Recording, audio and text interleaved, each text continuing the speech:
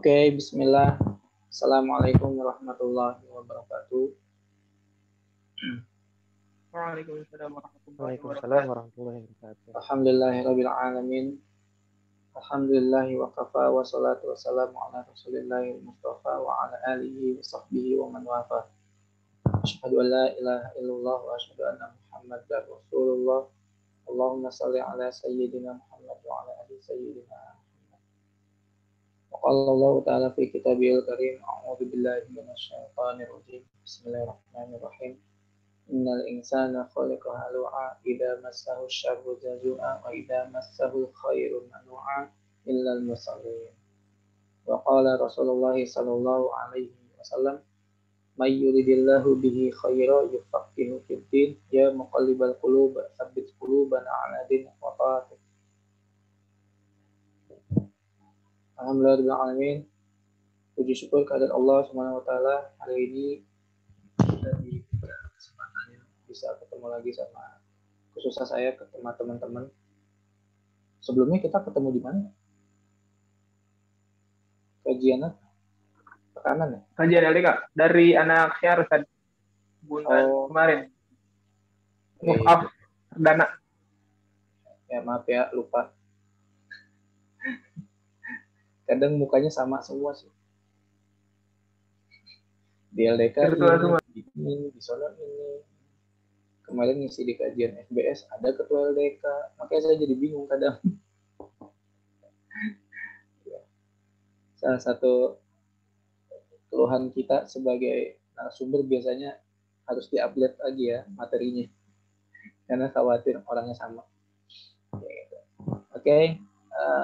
Bersyukur pada Allah itu pertama. Yang kedua, kita bersalawat kepada Nabi Allah Muhammad SAW dan semoga kita istiqomah. Amin. Ini doakan kepada antum khusus MC yang hari ini sudah memandu acara ini, semoga Allah berikan keberkahan aktivitasnya, dan untuk teman-teman mahasiswa juga semoga Allah berikan kesehatan dan keberkahan, dimudahkan menyusun narasi akademiknya, dimudahkan ketemu dosennya biar cepat pada lulus. Cuma jangan lupain amanah ya. Terus apa lagi ya, yang sakit semoga Allah angkat penyakitnya, yang sedang punya urusan ekonomi semoga Allah juga mudahkan untuk diberikan kelapangan rezeki, ataupun ada yang hutang piutang semoga Allah segera yang hutang semoga Allah segera bantu untuk melunasi, yang punya piutang semoga Allah berikan kesabaran kalau emang saudara kita belum bisa membayar. Yang punya kelebihan rezeki, boleh rezeki dalam bentuk makanan ya, boleh dibentuk dalam keadaan rapi, lalu nanti dikasih kepada orang sebagai sedekah. Karena yang kadang kita lupain ya teman-teman, yang kadang kita lupain sebelum kita atau dalam adab bersedekah, misalnya kita mau ke masjid terus ada kotak amal, kita tuh biasanya ngambil ya lipetannya cacak gitu kan, terus masukin kan.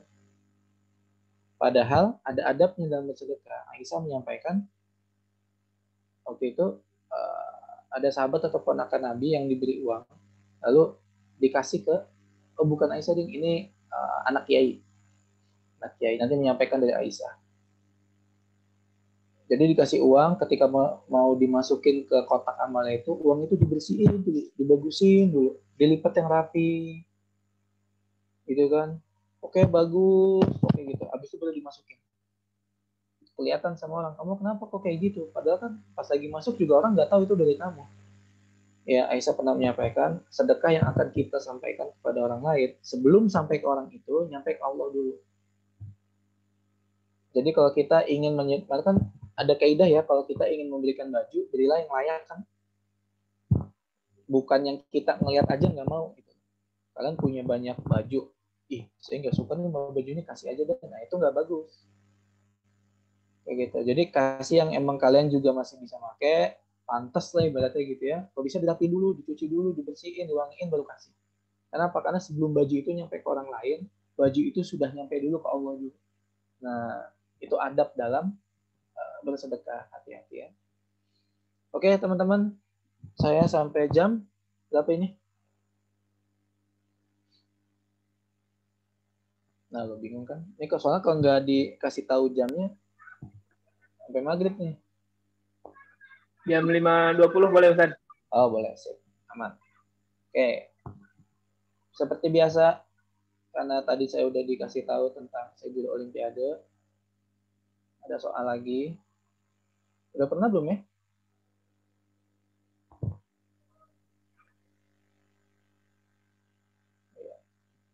Aduh, tadi udah ketekan ya. Ada berapa segitiga pada gambar di bawah ini? Boleh ketik di chat.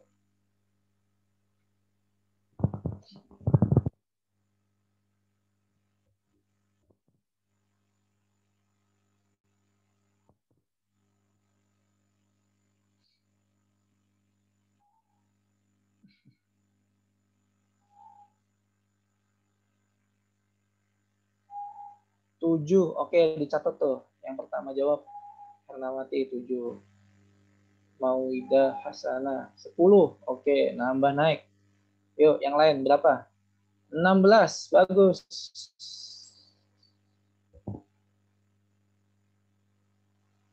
12 turun.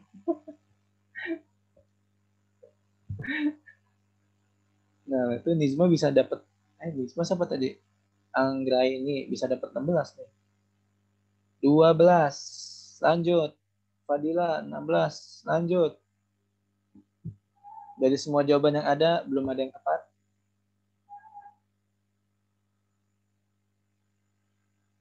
Ayo. Ini soal anak SD loh. Waktu pengerjaannya di bawah 1 menit.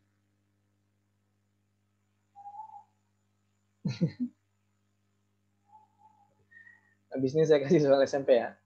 Habis SMA. Kayaknya kita nggak akan kajian. Oke, Indah Khairunisa. Jawaban 912. Oh, 12. Indah mana Indah? Indah. Indah Khairunisa. Indah Karunia. Kamu kenapa bisa jawab 21? Boleh ketik di chat kalau nggak mau ngomong. Kok gede amat 21? Ditambahin semua, Tat. Apanya yang ditambahin? Oke, betul. Itu dia rumusnya.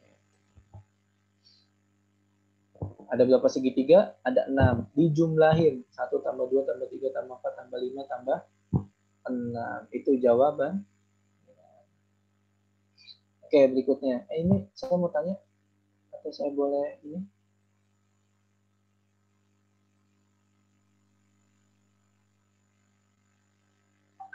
Ini pesertanya Ahwat semua ya? Ada ikhwannya Ustaz. Yang Iwan boleh di-onin kameranya. Sebelum saya sampaikan dalilnya. Ayo yuk teman-teman LDK. Berharap nanti kalau ada ustadz lain yang hadir, kalian sudah standby dengan menampilkan wajah ya.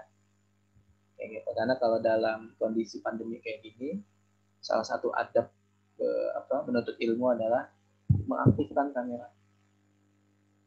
Kayak gitu. Oke, teman-teman yang Ikhwan boleh diaktifin kameranya. LDK ya khususnya ya, karena kalian udah di tingkat level universitas, boleh dikasih yang terbaik buat semuanya. Mungkin nanti ada adik-adiknya yang ngelihat ya. Gitu. Dan nanti kalau kalian punya binaan dan binaan kalian nggak ngaktifin kamera, salin binaan ya. Karena bisa jadi itu adalah bentuk muasabah ya buat kita. Oke, yuk diaktifin dulu kameranya coba. Saya mau ngecek cowok-cowoknya standby atau enggak. Atau udah semuanya nyala? Khawatir sinyal saya yang jelek ya.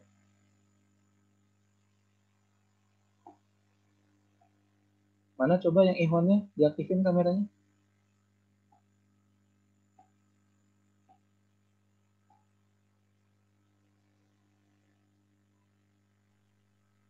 Boleh yang ikhwan diaktifkan kameranya.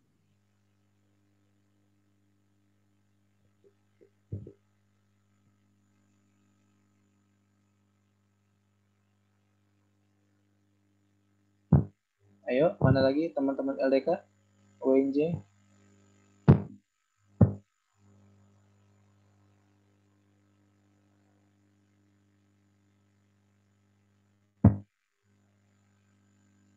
Karena dalilnya di hadis Arba'in yang kedua, ketika Nabi duduk-duduk santai dengan para sahabat, lagi ngobrol-ngobrol tentang agama, tiba-tiba ada seorang pemuda datang. Pemuda datang, tampilannya sangat bersih, ganteng, tidak tampak keletihan, lalu duduk mendekati Rasul sampai dengkul ketemu dengan dengkul. Ada riwayat menyampaikan tangan si pemuda itu menyentuh paha Nabi, jadi saking dekatnya. Lalu bertanya tentang banyak ilmu. Nah, dari hadis ini disampaikan yang pertama, kalau mau menuntut ilmu, sedekat-dekat mungkin dengan sumber ilmu. Jadi kalau kalian nanti kajiannya offline, paling dekat sama sumber ilmu itu lebih baik. Yang kedua, si pemuda yang di hadis itu tidak menggunakan topeng, jadi wajahnya kelihatan. Jadi tolong ya teman-teman LDK, yang ahwat saya tidak mewajibkan ya, tapi kalau ada yang berkenan silakan.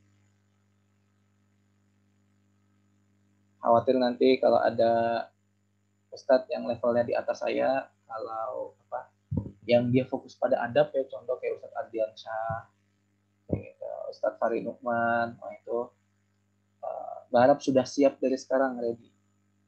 Kayak gitu. Oke ya, kita lanjut ya. Ini tadi sudah.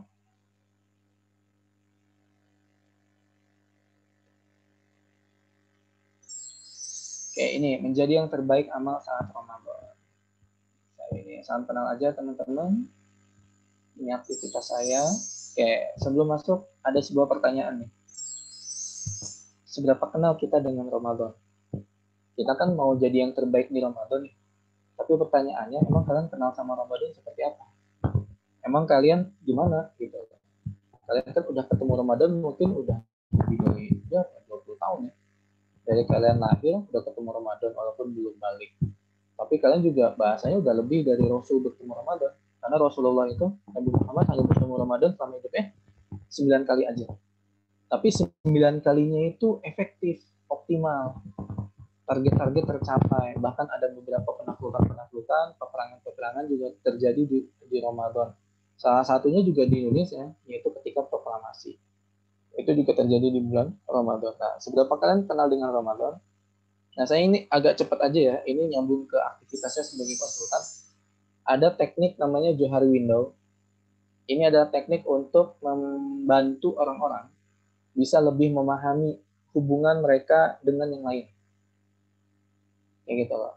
Ini kalian kalau hari ini merasa kok saya sepertinya jauh banget sama yang lain, cek pakai ini. Atau kalian merasa nggak klop sama kelompoknya, coba cek pakai ini. Atau kalian merasa ada satu anak yang dia tuh kok nggak bisa nyambung sama kita, coba cek pakai ini. Kenapa saya sampaikan kayak ini? Karena sebenarnya ini juga ada di sifat Nabi, di mana Nabi itu sangat detail tentang sahabatnya. Nabi itu tahu setiap dari sahabatnya. Walaupun emang Nabi juga berasal dari Bani Hashim ya, yang dia itu sangat berpengaruh, memiliki kecerdasan yang sangat luar biasa, hafalannya kuat. Ya. Jadi kalau ngelihat orang itu langsung ingat karakternya, kesukaannya. Jadi kalau ketemu orang tuh yang disebut kesukaannya bukan sebut namanya. Gitu loh. Jadi kalau ada orang datang gitu kan, bisa saya ketemu sama MC ini Husen. Saya tahu Husen ini suka Juventus misal. Ya udah saya akan ketemu Husen dengan pakai baju Juventus gitu, ngerti gak? Karena saya tahu apa yang Husen tahu. Saya tahu apa yang Husen mau. Nah, itu salah satu bentuk dalam Islam membuat saudara kita nyaman. Nah, ini digulirkan oleh dua orang psikolog ya dari Amerika, lalu dia menyebutkan ada yang namanya Johari Window. Apa sih Johari Window itu? Tadi udah jelasin ya. Terus nanti dia akan dibagi menjadi 4 kuadran. Kuadran 1 ini adalah orang lain tahu dan kita juga tahu. Kuadran 2 kita nggak tahu tapi orang lain tahu. Kuadran 3 kita tahu tapi orang lain nggak tahu. Okay. Lalu kuadran 4 sama-sama nggak ada yang tahu. Nah, kita akan coba kenalan dengan Ramadan dengan menggunakan konsep ini, dengan menggunakan teori ini. Ya. Kuadran 1, open area. Yang kalian tahu dan Ramadan tahu. Jadi, kalau dalam kehidupannya tuh contoh kayak nama. Kita kan punya nama, orang lain tahu, dan kita juga boleh memberitahu pada orang lain. kita tidak menyembunyikan nama kita. Kayak gitu. Kalian kuliah di mana, orang lain tahu, ya bisa jadi kalian juga nggak harus menutupinya. Kayak gitu dalam kondisi normal. Nah, di Ramadan, apa yang kita dalam Ramadan tahu adalah evaluasi. Sebelumnya tuh kayak gimana Ramadannya, targetnya gimana, ya enggak? Sedekahnya gimana, sholat tarawihnya gimana, sahurnya gimana, pas lagi buka puasanya kayak gimana. Lalu setelah evaluasi, target. Bikin target sekarang. Targetnya mau apa nih? Tek. Hatam 2 kali, hatam 3 kali. Terus taraweh full. Terus taraweh baca 1 juz dan lain-lainnya. Itu target. Dan ketika kita nulis target, Ramadan itu tahu, kita juga tahu. Jadi kita sekarang sedang personifikasi ya. Ramadan itu adalah makhluk hidup. Gitu loh. Karena hari ini kita belum bisa menikmati Ramadan ya kalau kita belum kenal. Yang paling sebenarnya bisa mengenal Ramadan itu anak kecil. Anak kecil tuh tahu Ramadan datang dan bahagia. Dan Ramadan juga tahu anak kecil itu senang kalau dia datang. Makanya masjid rame, enggak ketawa-tawa. Kalian tuh semakin kesini ya, menikmati Ramadan, kadang tuh semakin berkurang nikmatnya. Kenapa? Karena aktivitasnya banyak. Kalau anak kecil enggak. Ya termasuk dia misalnya batal puasa, itu salah satu bentuk menikmati Ramadan di masa kecil. Lagi main aus, diem-diem buka puasa dan lain. Walaupun nanti kan udah gede kan jadi evaluasi. Gitu ya. Nah, bikin target yang menarik teman-teman, bikin target yang sesuai, kalau bisa maksimal ya. Jangan sampai diturun-turunin target. Berikutnya kuadran 2, blind area atau area yang buta. Yang dimana kalian tidak tahu sedangkan Ramadan itu tahu. Kalau bahasa hubungan manusianya tuh, saya nggak tahu tapi orang lain tahu tentang saya. Biasanya ini munculnya di daerah organisasi ya. Seorang pemimpin tuh tahu kehebatan stafnya. Tapi stafnya tuh nggak tahu saya tuh bakal ditaruh di mana. Saya nggak tahu punya kemampuan apa. Nah, makanya nanti di sini kita tuh punya potensi. Nah, kalian itu di kuadran 2 ini, kalian tuh punya potensi nih di Ramadan ini seperti Imam Syafi'i yang setiap hari itu hatam 2 kali, hatam 2 kali, hatam 2 kali. Kalian tuh punya potensi yang dimana setiap malam itu kalian bisa merojaah Al-Quran sebanyak-banyaknya seperti Rasul, merojaah ke Jibril. Kalian juga bisa berpotensi di Ramadan itu untuk bersedekah sebanyak-banyaknya. Cuma kadang kitanya nggak tahu. Kalian tuh punya potensi itu. Kadang kita tuh lemah dalam manajemen. Ada waktu kosong, tiduran dulu deh, rebahan, tahu-tahu tidur, terus bangun kapan. Padahal kan ketika kalian bangun, kalian punya potensi untuk melunasi berapa juz Quran ya, ibaratnya. Makanya ini blend kedua, kuadran kedua itu blind area. Lalu kuadran ketiga ada hide area, hidden area juga bisa disebutnya. Yang kalian tahu sedangkan Ramadan tidak tahu. Apa itu? Iman. Ya. Ingat, kita sedang personifikasi Ramadan. Ramadan itu orang. Dia nggak tahu kita lagi puasa atau enggak. Dia nggak tahu puasa kita itu tetap bisa menjaga mata atau enggak. Makanya ketika iman sedang naik, tugas kalian adalah optimalkan iman dan sebarkan kebaikan. Cek teman-teman kalian lagi turun semangatnya di WA. Kalau iman lagi naik, kalau iman lagi turun, buat pengakuan. Ini paling penting. Ketika kita melakukan dosa, yang harus kita lakukan pertama kali adalah pengakuan. Karena kalau kita minta maaf tapi kita nggak ngakuin, wah itu ibaratnya apa ya? Kayak makan, kalau orang Indonesia ya, kayak makan tapi nggak makan nasi gitu. Jadi kayaknya belum pas aja. Nah, ini sama yang di sini juga. Ya. Bikin pengakuan. Pengakuan itu adalah pintu utama taubat. Kalian ngakuin dulu, iya saya salah, ya Allah tolong ampuni saya dan lain-lain. Nah itu hitungannya sama iman. Pagi kalau kalian lagi Ramadan, charge iman kalian tuh kadang beda, indikator iman kalian tuh kadang beda ya. Kalau sama orang-orang yang non organisatoris mungkin ya patokan iman mereka adalah di ini ya, sholat telat atau enggak gitu kan, awal waktu atau enggak.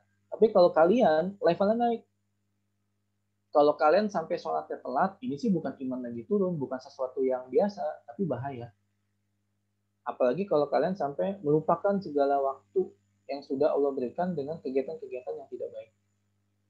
Ya, kayak gitu. Mencari kegiatan yang nggak baik lah, harus ada kegiatan kalian buat sendiri, nah itu juga nggak boleh. Oke ya. Lalu koordinat keempat ada goib area. Saya sebutnya goib ya. Ada yang sebutnya dengan destiny, ada yang sebut dengan takdir. Silakan. Kalian dan Ramadan tidak ada yang tahu. Yaitu apa? Isi hati atau niat. Wa huwa alimun bidatis sudur. Dan dia maha mengetahui segala isi hati. Ramadan nggak tahu niat kita puasa buat apa. Dan kadang kita juga terhanyut dengan suasana Ramadan sampai kita tuh lupa niatnya. Ya simpelnya niat puasa dah. Yang setiap malam sebelum subuh itu harus diucapkan. Karena yang namanya niat itu sebelum amal. Gitu.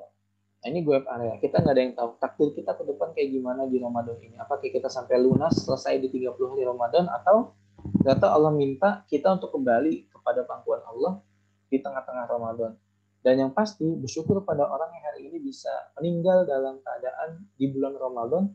Kemarin ya sempat viral ada dosen UI kalau nggak salah atau dosen sebuah kampus lah lagi ngisi ceramah berdiri tiba-tiba dia pingsan jatuh terus ternyata wafat. Waduh, masya Allah itu wafat dalam keadaan indah lagi ngisi kajian bulan Ramadan. Aduh, itu tapi kemungkinan syahidnya tuh besar banget di situ. Dan kita boleh iri di situ ya. Kenapa? Karena beliau punya ilmu yang bisa disampaikan ke orang lain, sedangkan kita hanya mendengar. Makanya yuk, niat selalu diperbaharui setiap saat. Ketika sudah mulai oleng dari niat awalan, perbaharui. Ketika sudah mulai belok dari niat awalan, kita perbaharui, kita luruskan lagi. Nah, itu kuadran keempat. Oke, alhamdulillah kini kita telah mengenal Ramadan. Walaupun secara singkat tadi ya, karena saya bukan ngejar waktu ya. Slide-nya ada lumayan banyak, jadi yang tadi saya cepetin. Oke, berikutnya setelah kita mengenal Ramadan, bagaimana dengan kondisi pandemi sekarang? Dampak Ramadan atau berpuasa saat pandemi itu gimana? Nah, saya ingin bahas amalan terbaik Ramadan kalian dari segi kesehatan. Ini sebenarnya kajian saya bersama teman-teman PPI di Arab Saudi waktu itu. Saya diminta untuk ngebahas dari segi psikologi dan segi kesehatan. Makanya nanti saya bakal nampilin beberapa sumber atau artikel ya, atau emang tulisan kalimat yang saya tampilkan di sini untuk memberitahu bahwasanya Ramadan itu benar-benar. Oke. Pertama kita maknai dulu, pahami dulu terkait makna puasa. Yang arti secara harfiahnya yaitu menahan. Arti benernya itu menahan. Menahan apa? Saum asyam. Saum siam. Artinya sama-sama menahan. Apa yang buat dia jadi beda? Sauman asyam. Oke, ada dua ayat di sini. Yang satu menggunakan siman. Ya ayyuhalladzina amanu kutiba alaikumus siyam. Siyam. Lalu di surat Maryam, nadartu lirrahman sauman falan ukallimal bayi yaumal insi. Ya. Yang satu menggunakan asyam, yang satu menggunakan sauman. Apa bedanya? Di surat Al-Baqarah 183 yang kadang kita gunakan ini sebagai dalil ini ya, puasa Ramadan ya, ini salah. Karena dalil puasa Ramadan itu di 185-nya. Kayak gitu. Kalau di 183 ini kita dalil untuk berpuasa sebagaimana orang terdahulu. Nah, puasa orang terdahulu itu kan gitu, bangun tidur langsung puasa. Bangun tidur jam berapa aja itu langsung puasa. Jadi patokan puasanya itu bangun tidur. Bukannya kapan? Maghrib. Gitu. Jadi kalau kalian tidur jam 9, bangun jam 3, ya udah jam 3 itu puasa. Orang zaman dulu. Nah, kita tuh diminta untuk sama menahan lapar dan haus pada menahan lapar dan haus itu asyam. Tapi kalau sauman ya, sauman ini kita tidak hanya menahan lapar daun dan haus tapi juga menahan panca indera kita, mata tidak melihat sesuatu yang buruk, mulut juga dijaga agar tidak mengeluarkan sesuatu yang membuat hati orang tidak nyaman atau yang lainnya. Itu soman. Makanya dalam hadisnya man soma Ramadan menggunakan kata soman, bukan mansiman, bukan mansiaman atau mansiman. Tidak menggunakan siam tapi menggunakan kata soman, yaitu artinya barang siapa yang berpuasa di bulan Ramadan, man soma Ramadan imanan wa ihtisaban, ghufira lahu ma taqaddama min dzambi. Maka karena iman dan mengharap pahala dari Allah, maka dosanya di masa lalu pasti diampuni. Oke, di sini menggunakan kalimat soman, tandanya tidak hanya menahan lapar dan haus, tapi menahan amarah, menahan untuk tidak berpikir yang aneh-aneh, menahan untuk tidak suudzon pada saudara kita. Oke, lalu berikutnya, tujuan puasa. La'allakum tattaqun, agar kita menjadi orang yang takwa. Apa yang kita banggakan di dunia, yang membuat kita menjadi masuk surga itu adalah ketakwaan. Ya. Ridho Allah. Ridho Allah ini semakin besar peluangnya hadir ketika kita punya takwa. Oke. Syahrul Ramadan. Keutamanya apa? Fadilah Syahrul Ramadan. Pertama, bulan diturunkannya permulaan Al-Quran. Ya. Ini kisah Al-Baqarah 185. Syahrul Ramadan alladzi unzila fihi al-Qur'an hudan lin-nas wa bayyinatin minal huda wal furqan faman syahida minkum asy-syahra falyasum. Beberapa hari yang ditentukan itu ialah bulan Ramadan, bulan yang di dalamnya diturunkan permulaan Al-Qur'an sebagaimana petunjuk bagi manusia, penjelasan mengenai petunjuk itu dan pembeda antara hak dan batil. Ya. Ini keutamaan pertama, yaitu di Ramadan itu diturunkannya permulaan Al-Quran.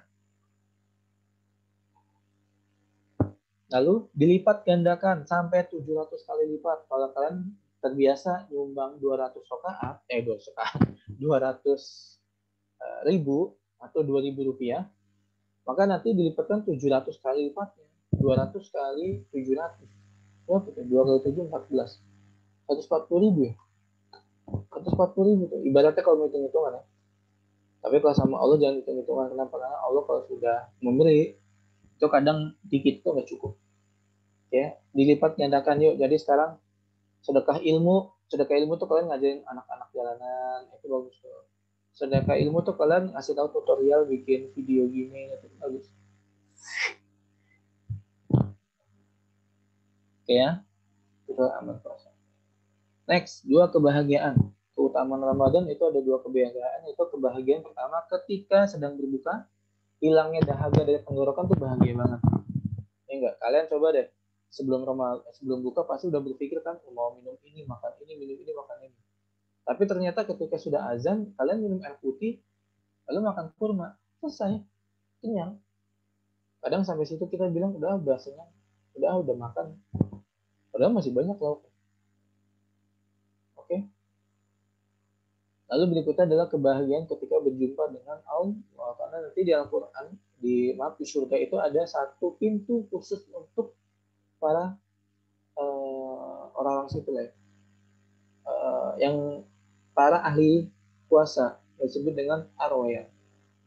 Jadi nanti kita bisa masuk, kalau kalian ahli puasa, Senin Kamis puasa, terus ya mubit puasa, dan lainnya puasa, nah kalian nanti jadi ahli siam, ya, dan kalian nanti bisa masuk ke surga dengan pintu arwaya.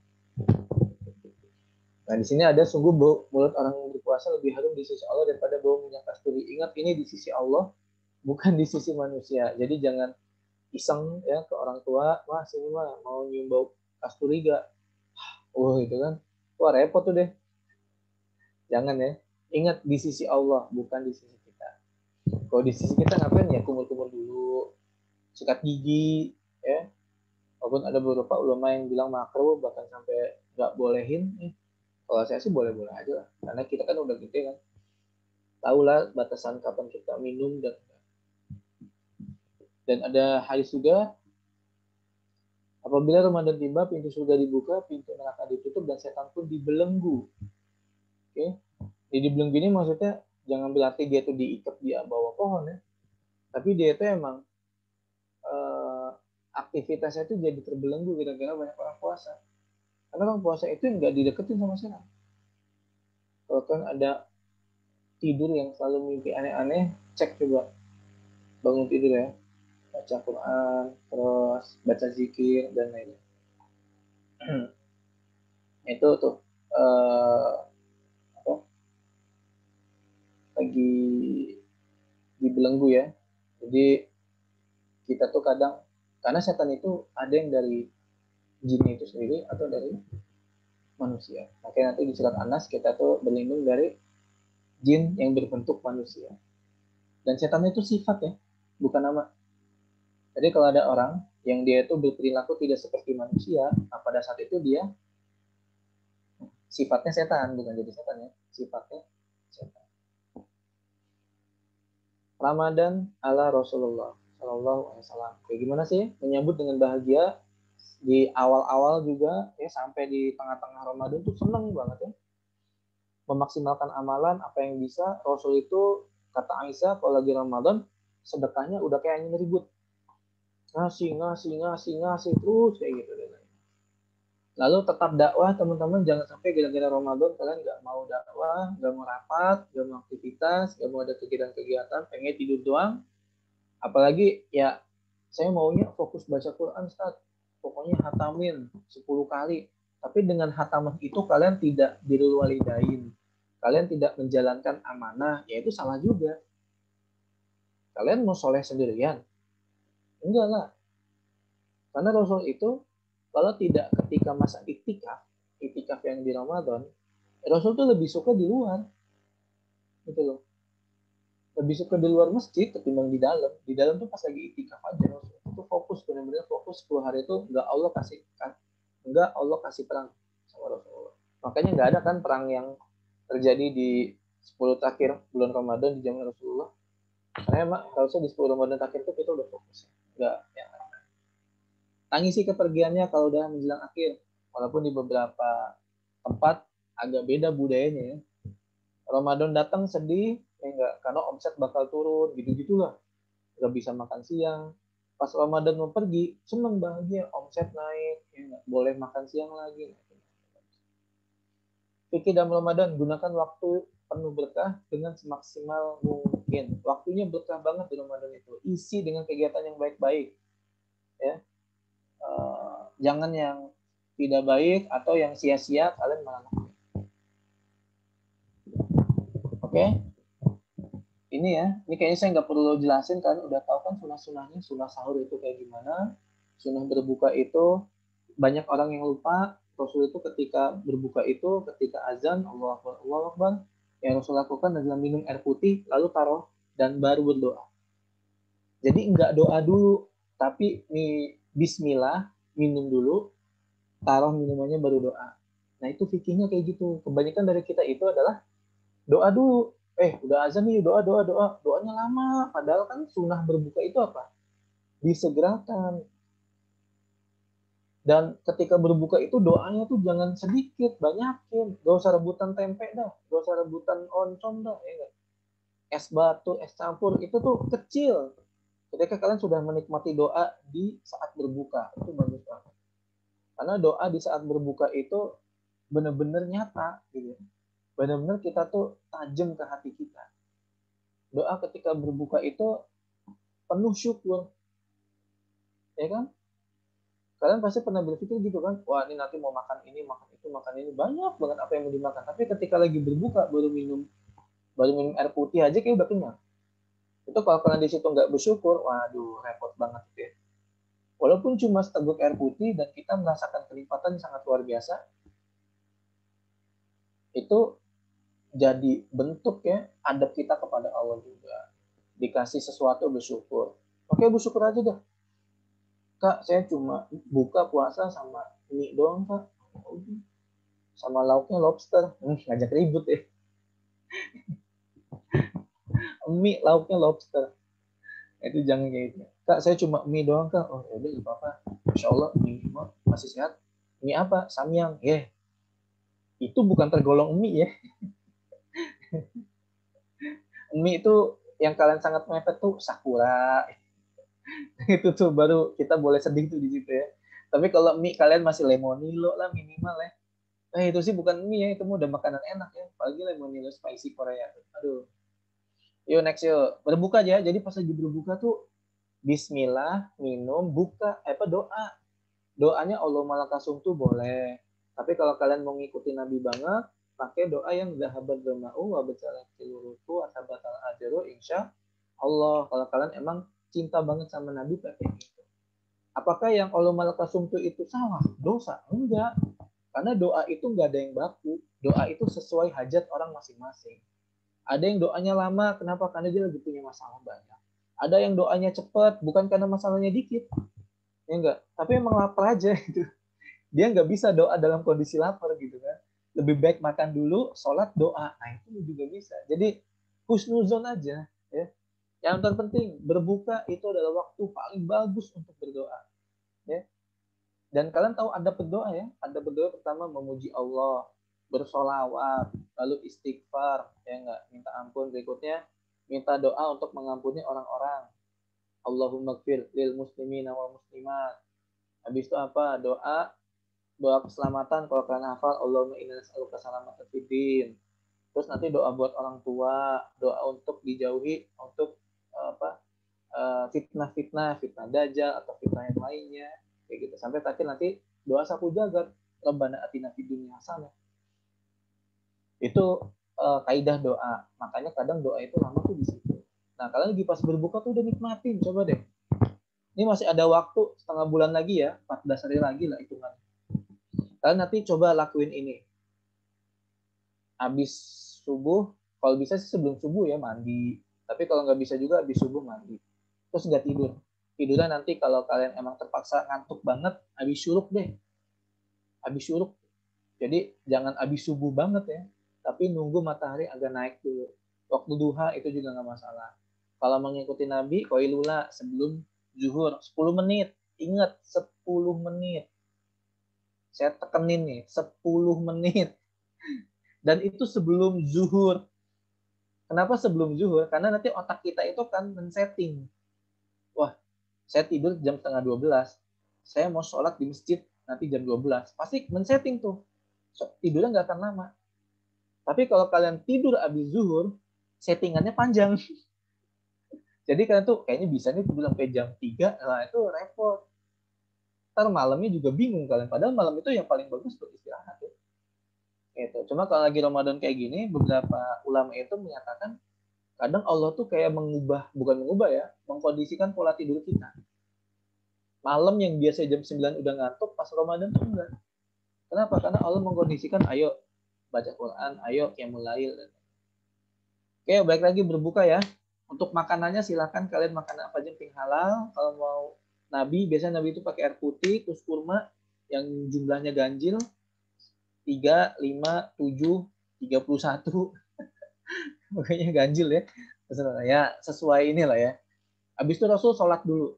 Sholat maghrib, zikir dan lainnya, balik lagi. Kalau masih ada waktu dan kalau masih ada makanan, Rasul akan makan lagi. Makanan berat. Ya seberat-beratnya Rasul tuh tetap, tetap versi mahasiswa di akhir bulan. Jadi nggak banyak gitu loh. Rasul tuh, karena ya makan itu sesuai kebutuhan. Karena makan itu tidak untuk mencari kenyang. Karena makan itu untuk asupan. Ini ya pentingnya. Malam hari kita ngapain? Di malam hari tahajud, baca Quran, ya. Selama berpuasa kita ngapain? Jaga panca indera kita. Dan yang spesial nanti di iktikaf. Bagi tempatnya yang baik ya, kondusif, protokol kesehatannya bagus, silakan iktikaf di situ.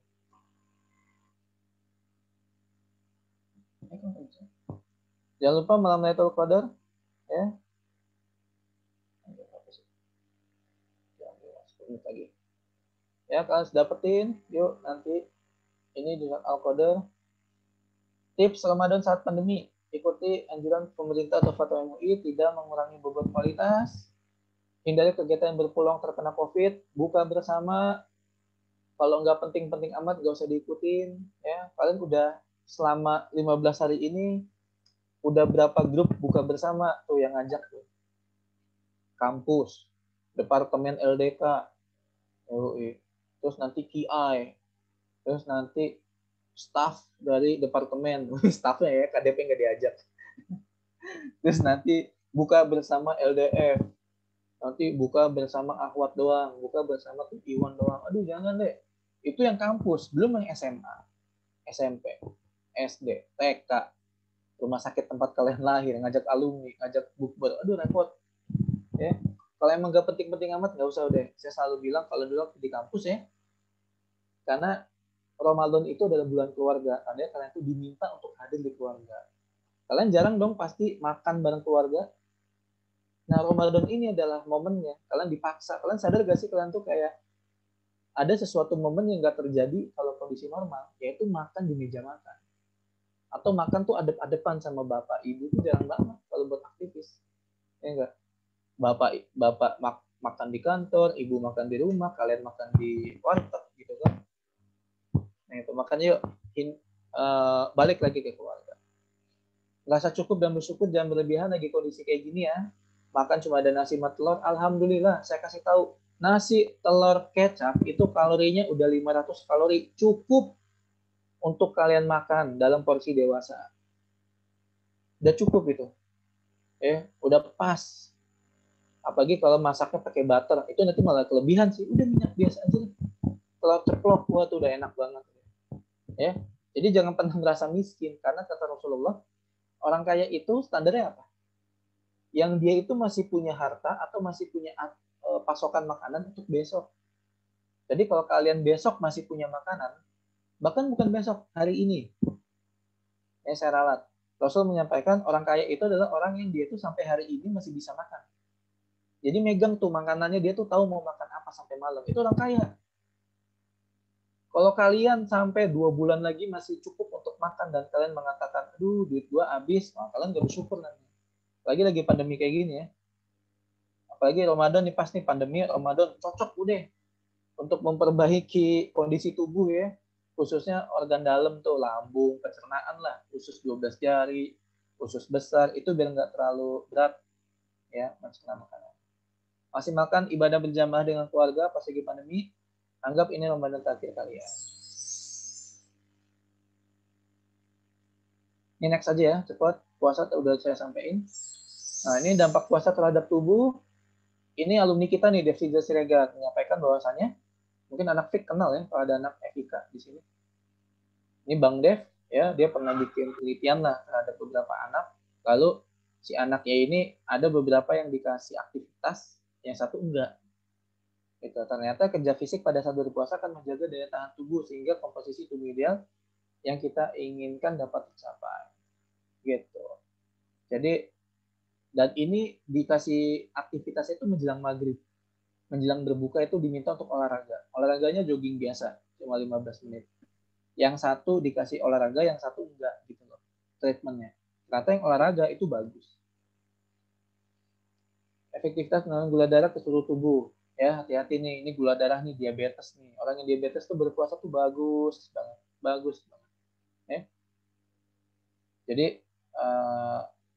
glukosanya tuh bisa berpindah kemana-mana, nggak di darah doang. Kan kelebihan gula di dalam darah kan itu bahaya banget dan bisa selesai kapan aja.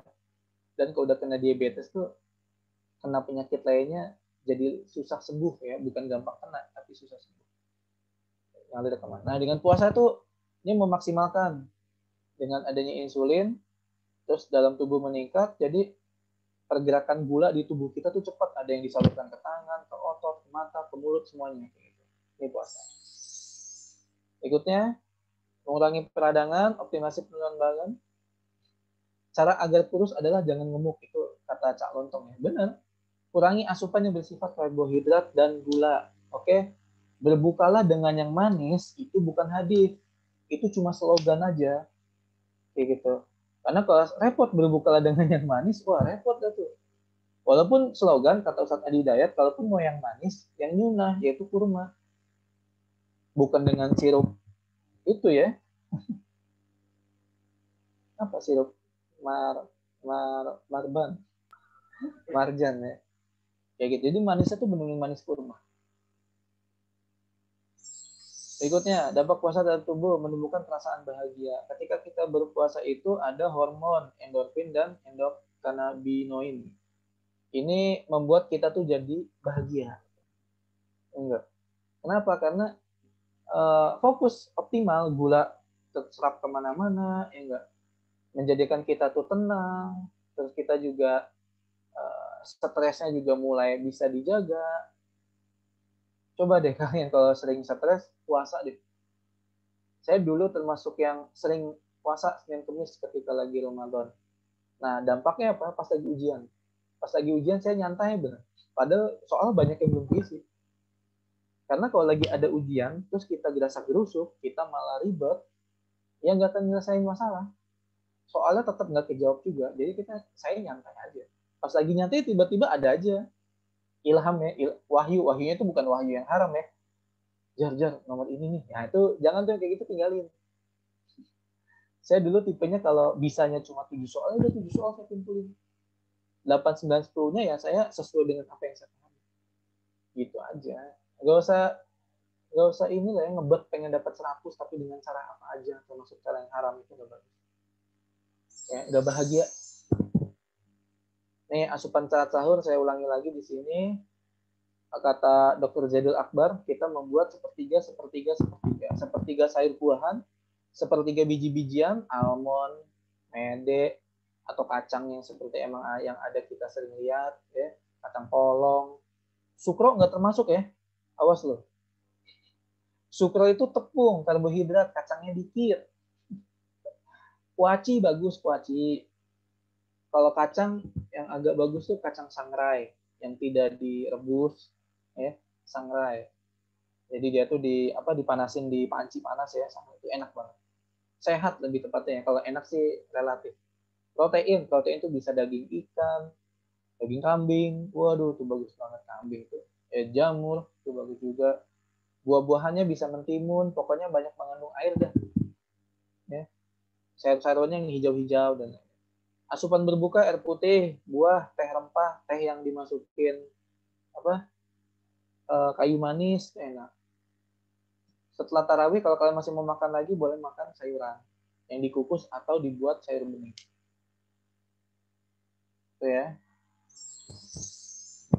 Makanya yuk simpelnya jangan berikan asupan yang tidak dibutuhkan oleh tubuh. Kalau kita ingin maksimal menjadi ini Ramadan terbaik kita, jangan sampai kita menimbun masalah di tubuh kita. Nasi deh, coba nasi. Bagi sebagian orang nasi itu bagus, tapi bagi sebagian orang yang dia pencernaannya agak lambat, ya, penyerapan makanannya itu lambat ke seluruh tubuh. Gini deh, kalian punya teman nggak yang nggak bisa gemuk? Ada kan? Yang dia makan tuh tapi kurus terus. Nah itu penyebaran gizinya cepat, bagus. Jadi dia makan sebanyak apapun ya sedikit. Kayak kalau YouTuber tuh Tamboy Kun. Ya enggak. Dia makan banyak kan? Tapi dia dikasih tapi dia juga aktivitasnya banyak. Gitu. Jadi ya pas dan emang lagi dia hormonnya enggak nimbun ya. Cepat tersalurkan. Gitu. Dan dia makan itu pas lagi lapar loh. Itu rumusnya. YouTuber vlogger food vlogger itu dia makan pas lagi lapar. Itu. Ya, jadi nikmat. Nah ini kuncinya. Nih loh, ngerti gak tuh? Ada yang disebut anabolisme dan katabolisme. Anabolisme itu adalah penyatuan. Ya. Katabolisme itu adalah pemisahan. Simpelnya gitu. Nah, anabolisme itu apa sih kegiatannya? Makan, minum. Itu anabolisme tuh. Ya. Nah, tubuh yang bagus adalah yang anabolisme dan katabolismenya itu seimbang. Jadi gini simpel, kalau kalian nggak mau gemuk, boleh banyak makan, tapi harus banyak gerak juga. Oke? Nah, kalau kalian mau cepat kurusnya, simpel, makannya disedikitin, khususnya makan makanan yang mengandung karbohidrat ya, yang dia itu sulit. Ya itu sebenarnya masalah utama badan tuh di karbohidrat bukan di lemak. Lemak itu butuh malah untuk menghangatkan tubuh tuh lemak. Ya. Karbohidrat tuh malah susah gitu loh. Nasi karbohidrat banyak. Apalagi kalian nih, pernah gak? Saya pernah nyampein ini di mana ya? Pernah gak kalian lagi ke kondangan makan nasi putih, lauknya nasi goreng atau nasi kuning? Terus ada lauk mie goreng diambil juga. Ya Allah. Karbo ketemu karbo. Ada kue tiaw diambil juga, karbo lagi. Ada kentang dimakan juga, karbo lagi. Duh. Jadi kita tuh boleh sih banyak makan, yang penting banyak gerakan gitu deh. Oke.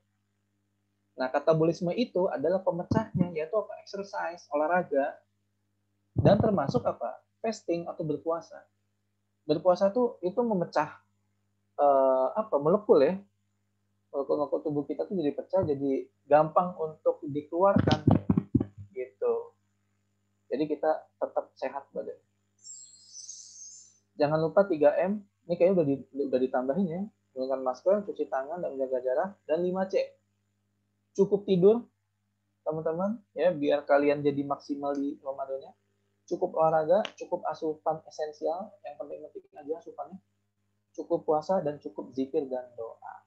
Oke, thank you teman-teman buat hari ini. Saya udah kelebihan berapa menit? 2 menit.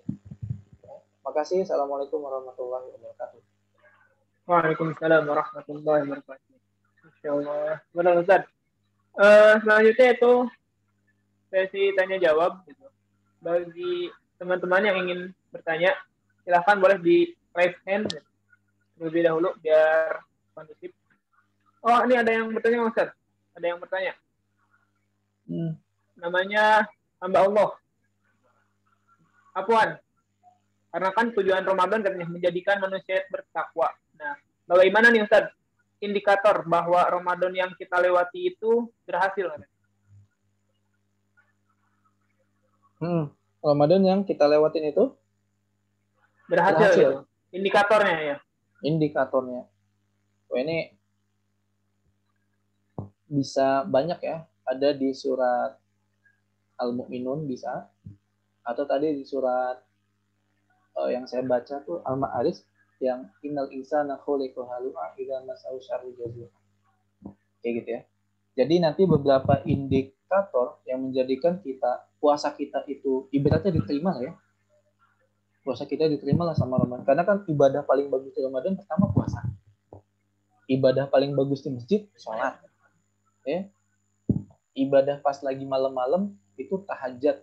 Di waktu tahajud itu adalah qiyamul lail. Bagusnya sholat. Kalau sholat udah capek, duduk, zikir, baca Quran. Capek juga dengerin kajian. Masih capek juga olahraga biar nggak capek. Masih biar mengatur gitu ya. Jangan dibawa tidur ya kalau gitu. Nah, indikatornya banyak ya terkait Ramadan. Yang pasti yang pertama adalah dia bisa menjaga hawa nafsu. Salah satu indikatornya. Indikator hawa nafsu terjaga tuh gimana? Dia tahu apa yang harus dibeli. Ini simpelnya gini aja ya. Saya langsung turunin ke aktivitas sosial aja. Jadi orang habis berpuasa tuh gini. Saya ada duit 50.000. Saya mau makan bakso Bakso rusuk yang ada di Sunan Giri itu harganya 45.000 tuh porsi. Ingat, keinginan kalian adalah makan bakso. Oke? Tandanya bakso yang di Sunan Giri, bakso rusuk, atau bakso yang di pinggir jalan sebelah rumah kalian, itu sama aja bakso. Ngerti gak? Nah, kalian bisa menjaga, saya lebih baik beli bakso yang biasa aja nih. Apalagi kalian misalnya ketemu ada 2 bakso sama-sama enak. Yang satu mahal banget karena prestis. Yang satu biasa aja, tapi orang-orang tahu ini enak. Ya udah beli enak aja. Nah, salah satu bakso yang enak tuh di Sunan Giri ada tuh sebelum Pengkolan pas perempatan depan rumah makan pagi sore. Sederhana. Itu ada bakso telur, ada bakso urat. Itu enak tuh. Jadi ngomongin situ ya. Ini ayamnya juga enak banyak ya. Yang gerobak kuning tadi. Biru maaf, gerobak biru. Soalnya ada 2 gerobak biasanya, kuning sama biru. Saya lebih milih biru tuh. Pade saya nyebutnya. Masih ada gak sih? Ya Allah. Ada Ustaz. Masih ada ya? Masih ada. Baik banget loh, serius loh. Kalau dia yang nyediain tuh banyak ya. Enak lah. Apalagi mie aminnya. Jadi kita buka aja yuk. Jadi menahan hawa nafsu, oke? Pandangan. Jadi mata kita tuh benar-benar dijaga sama Allah.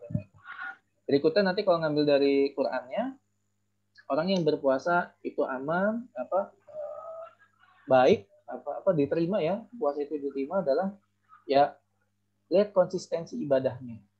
Kalau dia habis Ramadan masih konsistensi, ya diterima puasanya. Pas lagi Ramadan semangat tahajud, habis Ramadan selesai. Pas lagi Ramadan semangat sedekah, pas lagi selesai Ramadan sedekahnya udah nggak semangat. Itu juga. Dan semua tingkatan amal ibadah yang ada yang lain. Tapi yang paling saya sorotin hawa nafsu. Saya ngambil psikologi saja ya. Karena kan tadi puasa, ya saum, siam itu artinya menahan. Jadi selama 11 bulan itu kita jor-joran beli apapun, sama Allah itu disediakan namanya madrasah Ramadan. Yang intinya adalah menahan. Udah. Menahan apa? Menahan makan, gampang. Menahan minum, makan. Hawa nafsu gimana? Beli voucher game, punya duit banyak, beli. Nah, kok kaidah Islam itu, walaupun kita punya duit banyak, ya, bukan berarti kita bisa beli semaunya.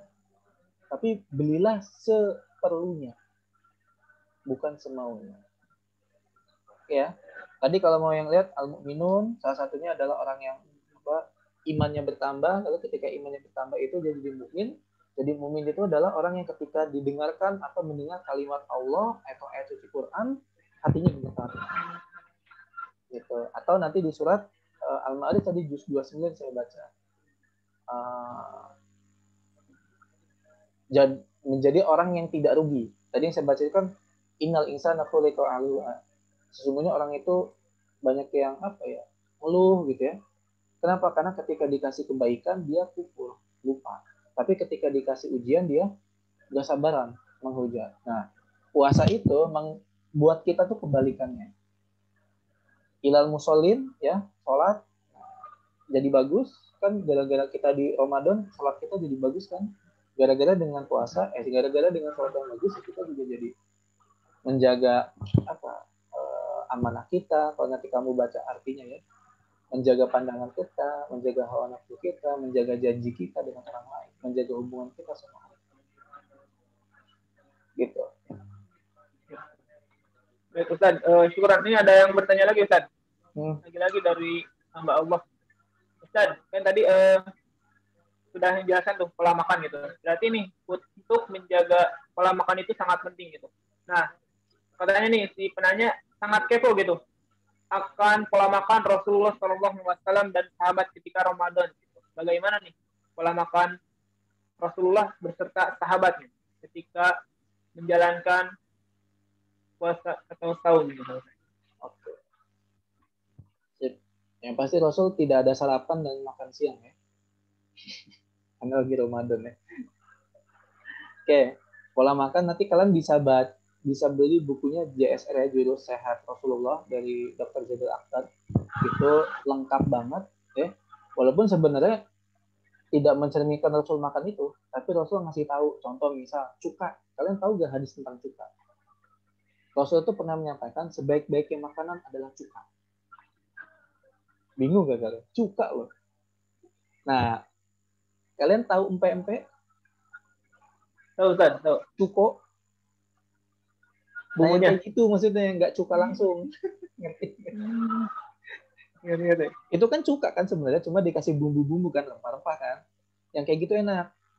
Kalau saya menafsirkannya kayak gitu, karena kalau langsung cuka cocolin roti itu rasanya gimana gitu ya, asam-asam. Kecuali kalau cuka ditaruh di bakso itu mungkin agak enak, walaupun saya jarang pakai. Saya tuh jarang pakai cuka. Bukan berarti saya tidak nyunah ya. Karena kan kalau makanan pilihannya banyak ya, Rasul nggak cuma itu. Lalu berikutnya garam. Kalian tahu hadis tentang garam? Rasul itu kalau sebelum makan biasanya di mejanya itu ada piring kecil isinya garam. Atau apapun lah wadah ada garamnya. Nah, Rasul tuh sebelum makan makanan yang ada, beliau tuh kayak nyelupin jari ke wadah garam itu, terus ada garam yang nempel kan, terus diemut. Nah, inilah yang menjadikan dalil ada rujak yang kalau kalian sering beli di terminal, pernah gak ada abang-abang rujak kayak gini nih, yang diplastikin, ada ya. Kalian tahu kan itu sambalnya apa? Garam sama cabai, benar kan? Garamnya merah gitu kan? Itu kan merah gara-gara cabai, yang benar ya, bukan disepuh ya. Nah, itu bagus. Garam itu bagus.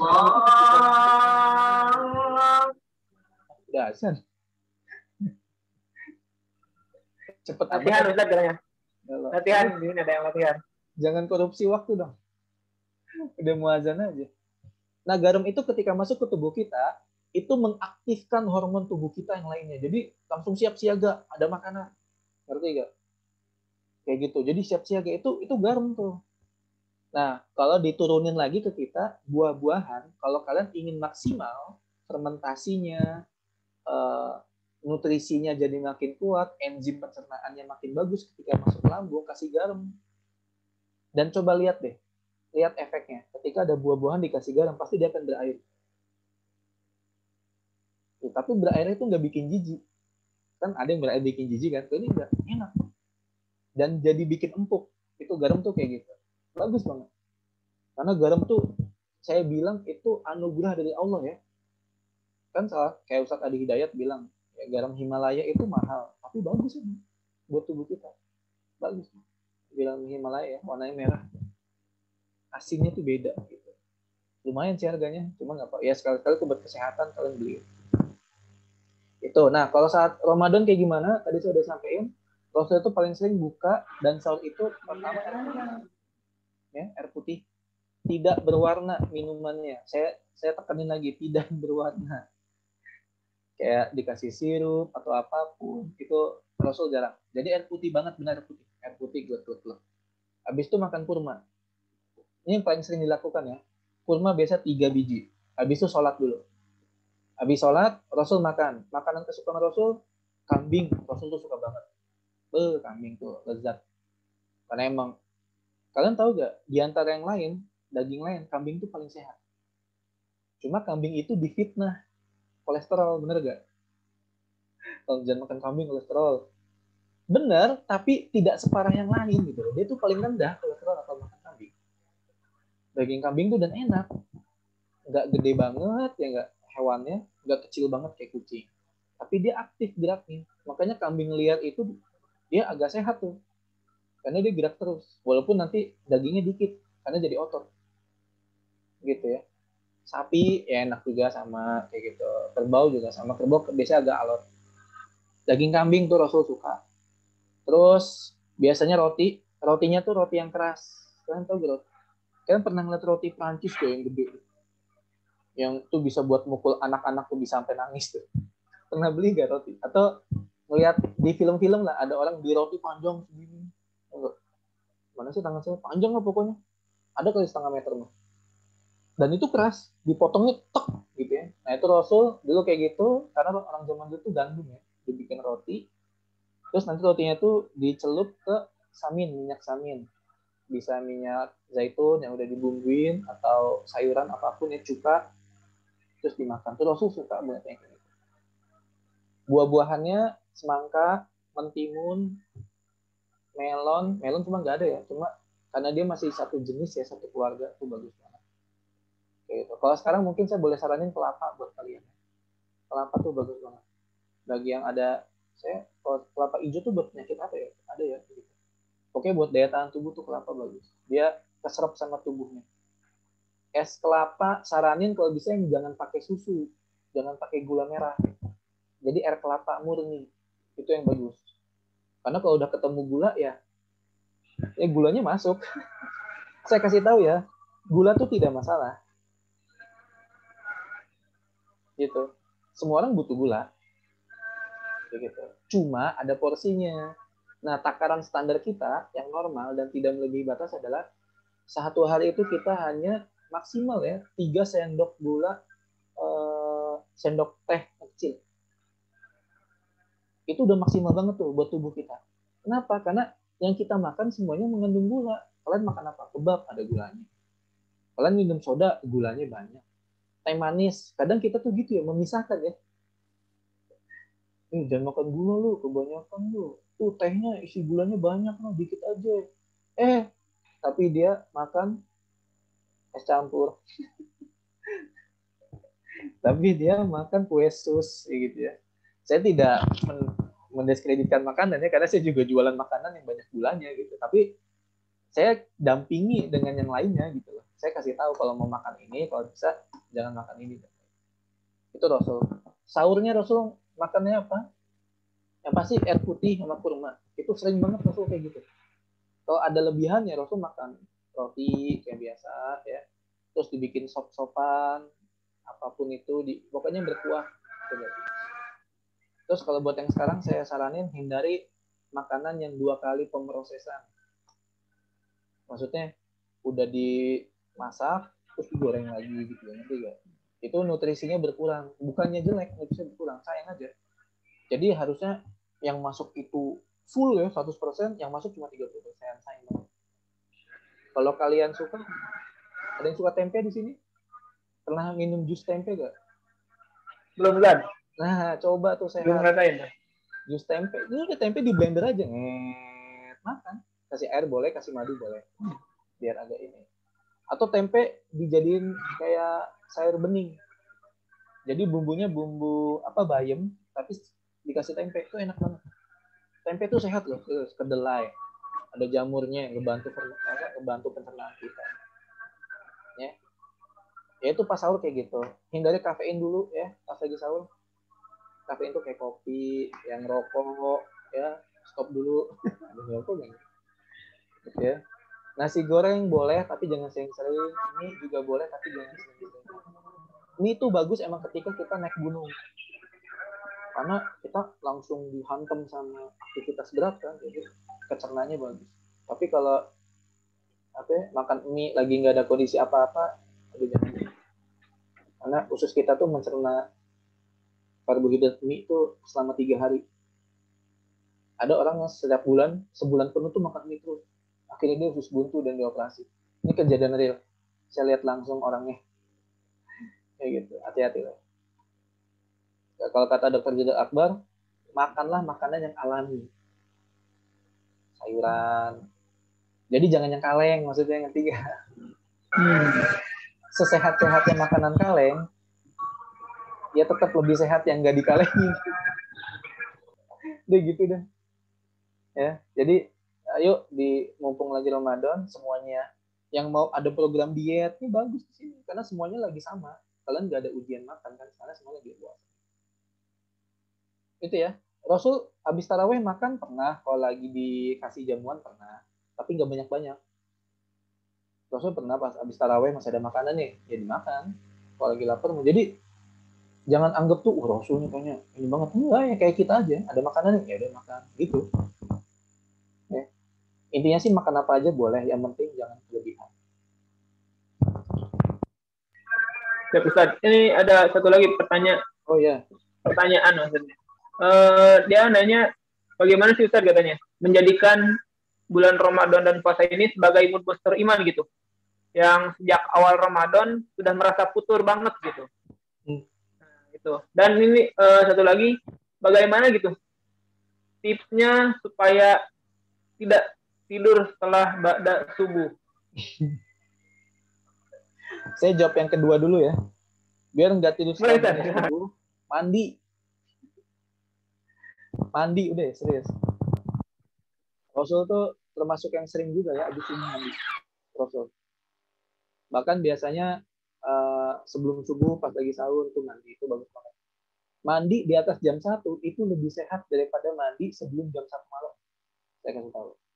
Karena udaranya udah beda dan tubuh kita dalam kondisi yang berbeda. Jadi kalian bangun tahajud jam 2, mandi tuh seger banget. Kalau bisa airnya dingin. Ya, kalau kalian pakai air hangat itu ngebuka pori-pori. Bagi kalian yang berminyak itu malah bikin masalah di wajah kalian. Tapi kalau dingin itu malah nutup pori-pori kan. Kayak gitu. Kita jadi seminar apa sih ini, kesehatan ya? Gitu ya. Jadi mandi aja, mandi. Ya, terus bikin aktivitas yang harus rutin, kayak saya nyiram tanaman, nyapu gitu ya. Itu aktivitas saya untuk tambah. Gitu. Terus tadi apa? Yang pertama untuk meningkatkan ya ini menjadikan gitu Ramadan sama puasa tuh sebagai mood booster gitu. Yang sejak awal Ramadannya dia tuh futur gitu.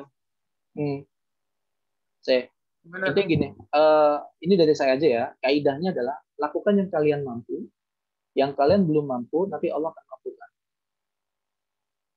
Misalnya, kita udah ngerasa futur nih, banyak dosa, apapun itu lah, dosa mata, dosa mulut dan lain. Pada awal Ramadan, pada saat ini sekarang, kalian bisanya apa? Misal nih, Kak, saya punya dosa di HP nih, Kak. Kalau saya megang HP pasti berdosa.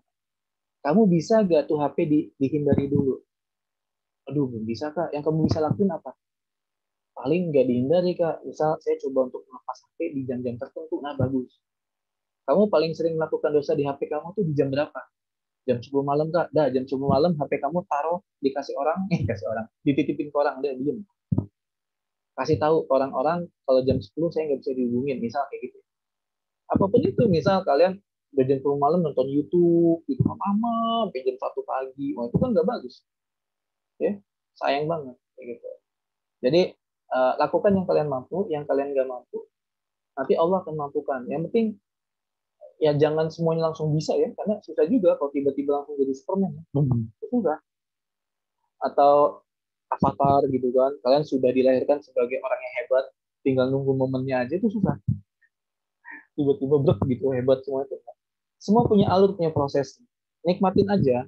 Kalian proses perubahan kebaikannya tuh nikmatin. Setiap kebaikan sedikit pun itu syukuri. Terima kasih ya Allah, hari ini saya sudah berhasil menjaga mata saya dari dosa. Terus nikatin lagi besok yang kecil-kecil aja.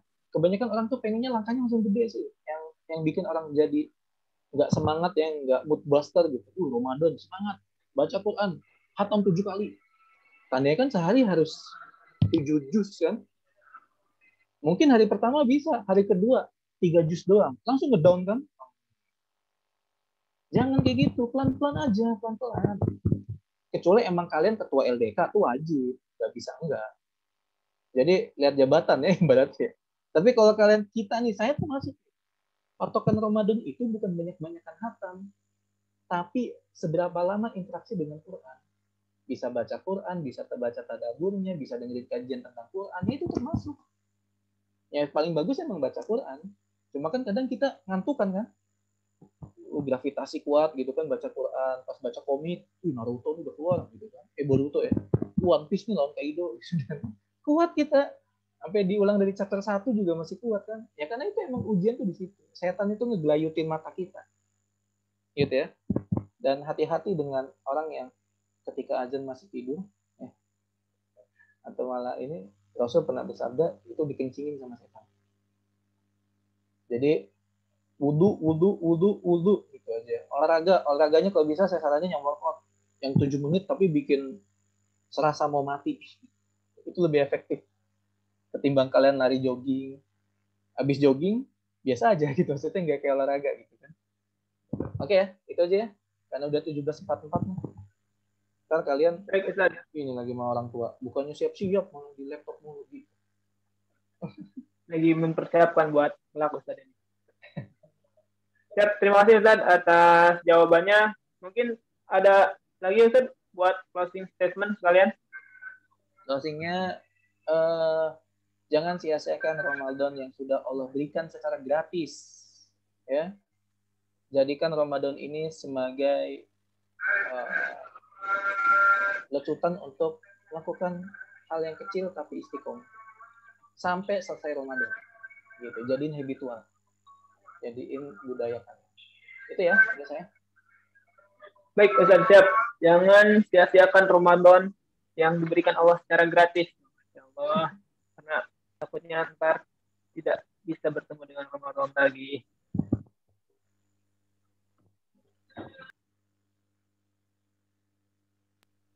Terima kasih Ustaz atas penyampaian materinya. Ada informasi mungkin buat teman-teman. Biasanya kan kalau misalkan offline gitu, setelah kajian tuh pasti ada infak gitu biasanya. Nah sekarang bisa diganti tuh infaknya ke donasi gitu, donasi untuk acara Ramadan Fest ini gitu. Nah ini merupakan salah satu donasi gitu. Kita panitia LDK Salim UNJ membuka donasi buat teman-teman sekalian gitu. Bagi yang kelebihan harta gitu, bingung mau dikemanakan hartanya gitu, bisa didonasikan ke sini dan insya Allah dilipat gandakan oleh Allah Subhanahu Wa Taala. Nah LDK Salim UNJ juga tidak hanya open donasi gitu, di LDK juga menyediakan gitu kayak kue kering Lebaran. Nah ini bagi teman-teman gitu yang mau pulang kampung meskipun pesannya katanya tidak boleh pulang kampung. Nah ini boleh nih buat teman-teman oleh-oleh di rumahnya masing-masing gitu. Ada kue kering, ada cireng crispy, nah ada bakso aci, nah tadi tuh ada bakso aci. Nah dari ini nih merupakan buku gitu, Origramedia. Ini bisa menemani gitu, menemani teman-teman gitu untuk ngabuburit ataupun subuh gitu, pada subuh biar nggak pada tidur lagi. Nah baca buku gitu. Barangkali setelah baca buku tidurnya bisa lebih nyenyak kembali. Masya Allah. Nah ini ada pengharum ruangan, bisa buat dipakai. Nah info selanjut bisa chat di WA ataupun di IG LDK Salim UNJ. Baik Ustaz. Waalaikumsalam warahmatullahi wabarakatuh.